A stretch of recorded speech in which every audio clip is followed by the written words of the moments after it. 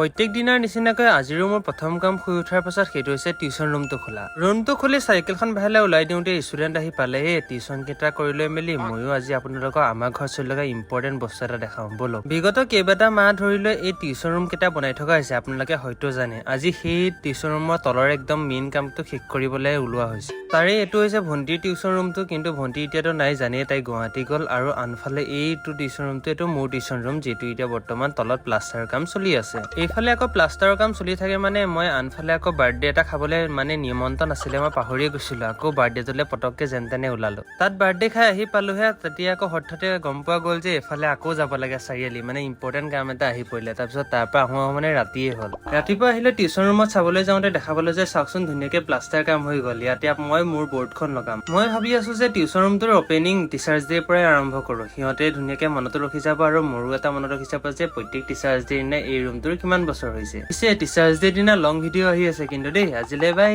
ফল' ফৰ মোৰ।